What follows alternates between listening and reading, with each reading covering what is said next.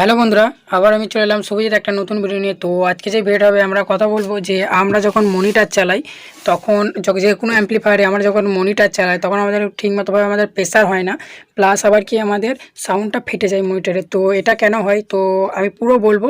তো তোমরা ভিডিওটা প্রথম থেকে লাস্ট পর্যন্ত দেখো, তাহলে কিন্তু তোমরা বুঝতে পারবে না, আচ্ছা কিন্তু বুঝতে পারবে না।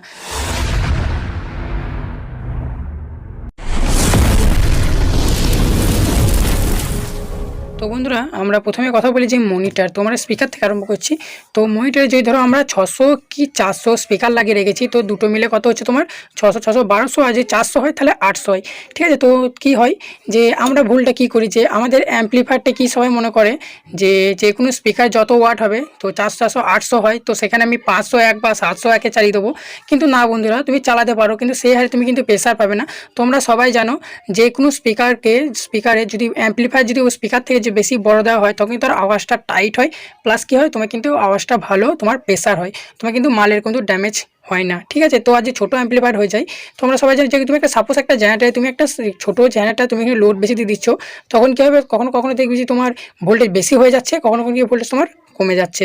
তো এরকমভাবে হয় কিন্তু অ্যাম্পলিফায়ারও। তো কী করবে যে কোনো অ্যাম্পলিফায়ারে তোমরা যদি ভালো প্রেসার পেতে চাও তো তোমরা কী করবে যে স্পিকার যতটা ওয়াট হবে তার থেকে কি 200 কি 300 যেন বেশি হয়ে থাকে। ঠিক আছে, প্রথমে বললাম যে 400 করে, তো এবার 600, তো 600 করে কত হয় 1200। তুমি যে সেখানে 2000 কত মানে 2000 মানে এই সাইডে 2000 1000 আর এই সাইডে 1000 তুমি যদি দিয়ে দাও তখন তোমার প্রেসারটা ভালো প্রেসার আসবে, তোমার কিন্তু আওয়াজটা ক্লিয়ার দেবে, প্লাস কি ডিপ হয়ে থাকবে। ঠিক আছে, দাদা কমেন্ট করেছিল, তো তোমরা কমেন্টে দেখতে পাচ্ছ ডিসপ্লেতে।